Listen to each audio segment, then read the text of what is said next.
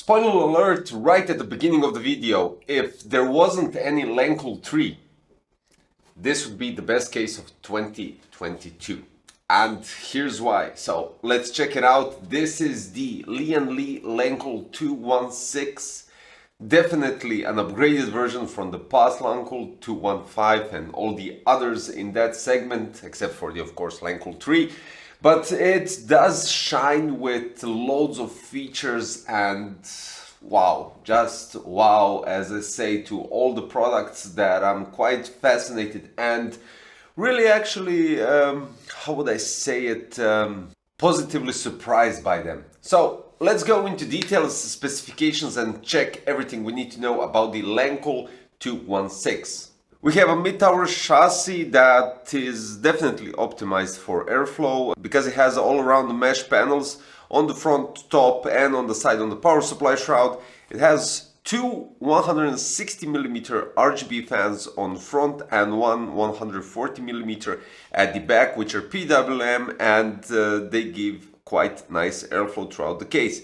Now you have three combinations, three varieties of this case. You have a white RGB, black RGB and black. It supports standard air cooling, but it also supports water cooling and custom loop. All-around mesh design, rotatable rear I/O panel, up to 6 SSDs or 4 SSDs and 2 hard drives. Modular design when it comes to vertical mount for the GPU, really cable management friendly, but we'll get to that part later on. And you can buy an additional addressable RGB front I/O panel with two USB 3.0. On the side we have a standard tempered glass, which is removed with a thumb screw and popped out with pegs. You have at the top fine mesh panel as well as on the front and on the front side of power supply shroud. Two 160mm fans which spin up to from 500 to 1600 RPMs, giving us an airflow with 118.85 CFM, while the back 140mm fan has RPM range from 200 to 1800 and the airflow is 81.30 CFM. Now at the back, quite interesting, which we didn't have in the past Lancool models such as this one, we have addressable RGB and PWM hub that can support up to 4 devices, which is outstanding. We have a modular motherboard I/O panel that allows users to move the motherboard to a higher position, which is more favorable for air cooling, or to a lower position for water cooling systems.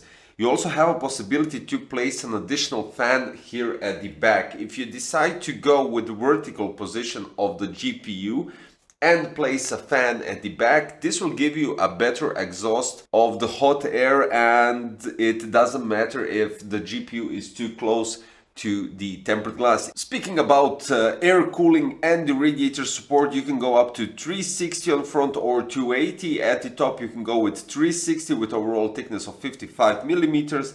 On bottom, on the power supply shroud, you can go with 240mm radiator, and at the back it can only support 120 or 140 fan. Since I mentioned fans, you can go at the top with 3 120 or 2 140.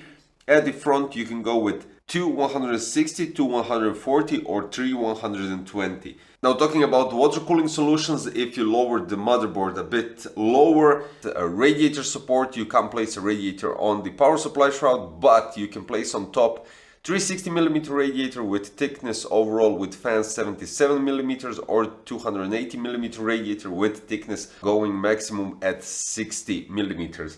On the front you can place a 280 or 360 radiator, which is quite outstanding.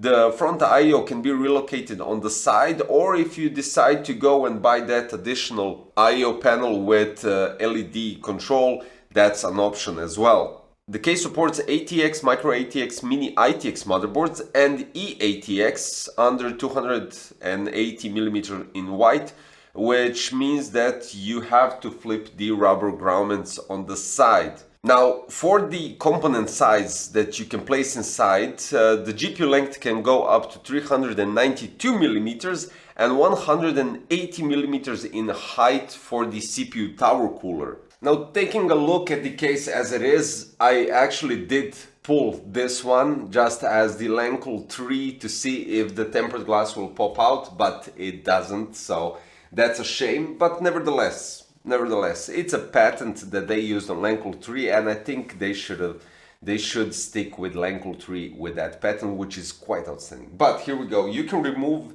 this bottom chamber fine mesh part for the power supply shroud just by unscrewing one screw and sliding it at the back. At the top of the power supply shroud, you have an option to mount, I don't know, if you decide to place some tube reservoirs, 2 fans, 120, or even a radiator, which is quite outstanding. The fans on front, 160, now that's a new one, but here we go. When you check out the front, they actually do look quite different, because they have some sort of a body that covers the whole front, and just the fans create the intake from the front, which is quite interesting, I would say, and they really shine quite nicely. The rubber grommets, we have 2 huge rubber grommets which give you an option to reroute the cables perfectly as you decide, and this is specifically mentioned for the 24 pin because it can go really straight and you don't have any, like movements on the top or on the bottom where you have to rearrange some things. That's outstanding, and I really like that part. But the part with the rubber grommets can be turned so you can place an E80X motherboard. Now, since I mentioned the cables, here's what's happening at the back, which is outstanding. I mean, I haven't seen such cable management designs since, I don't know, honestly, I can't remember. But you have Velcro ties, you have some sort of plastic pegs, well, not pegs, plastic holders that hold the EPS cable at the back if you decide to reroute, I don't know, maybe some fan cables as well. But you have a controller at the back, which is right at the top, so all the cables coming from the front and on the top and even from the rear can be rerouted right here at the back, giving you really nice possibility.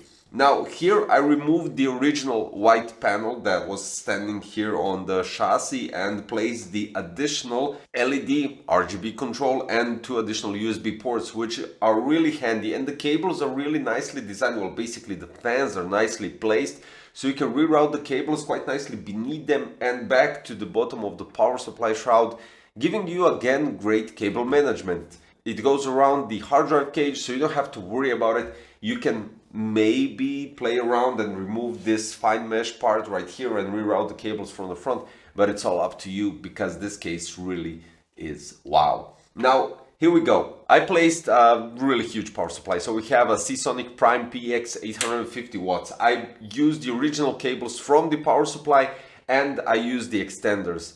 Everything is nicely organized, nothing sticking out, and I'm saying this because we have a back panel that doesn't lock in with thumb screws. It connects and locks in with pegs. So you have 4 pegs in crucial positions, and at the bottom you have some holders that eventually hold the case, well, the back panel, from not flipping out. But the pegs are really tight and they really hold the back side, of course, if you do a proper cable management.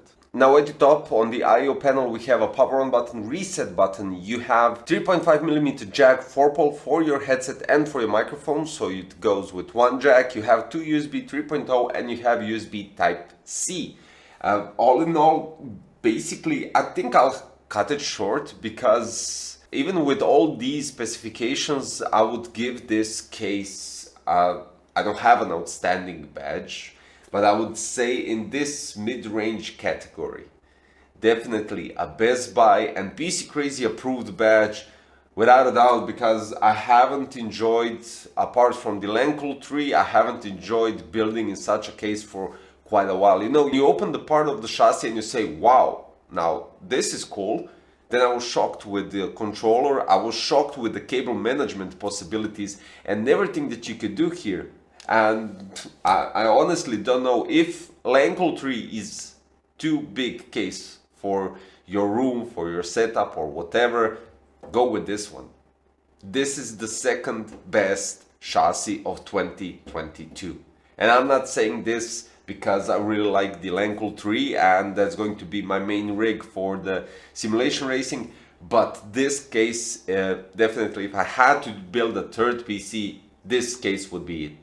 So guys, I hope you liked this video, I hope you liked the case, I know I do. So I'll put the links below for you guys to check out more details about Lian Li Lancool 216. Well, basically not only details, but where to actually buy it and acquire it.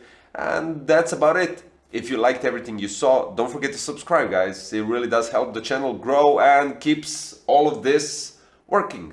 So thanks one more time, and hopefully I will see you all next time. Bye bye.